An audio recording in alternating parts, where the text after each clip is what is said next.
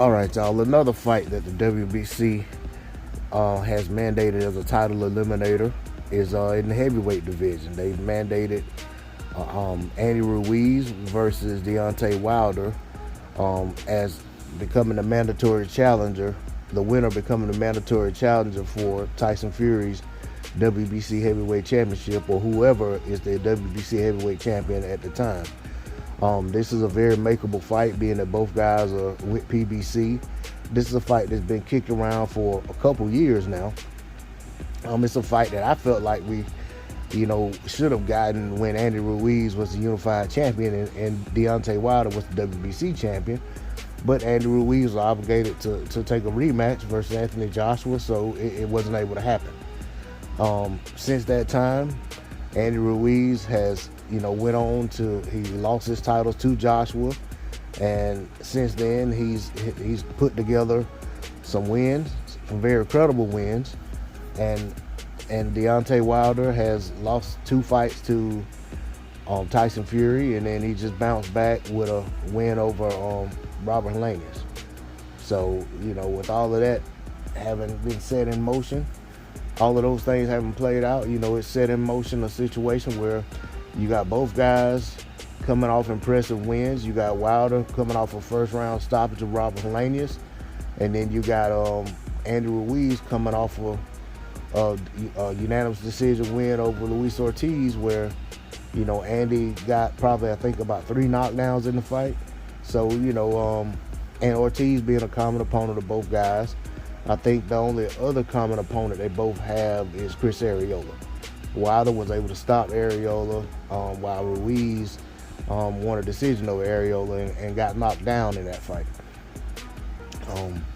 But stylistically, I think this is a good matchup as a fan-friendly fight. I know that Wilder has ambitions of other fights aside from an Andy Ruiz fight. Not saying that he doesn't want to take the fight, but I think if a Joshua fight became realistic, Wilder may go that direction. I think if a Usyk fight became realistic, Wilder may go in that direction. But at the same time, Andy Ruiz would do the same thing, more than likely. If he was able to get another fight with Joshua, which I feel like is warranted. I feel like Joshua and Ruiz should have had a rubber match. Maybe not right away, but I still feel like that's something that should happen. But I also still feel like Wilder versus Joshua should happen.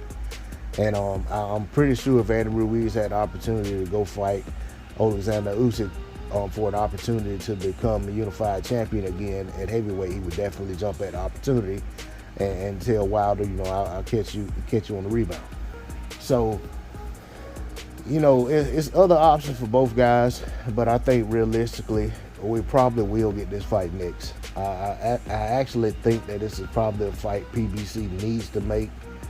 And they've been building up to this fight. They've had Andy Ruiz in a pay-per-view versus Chris Arreola.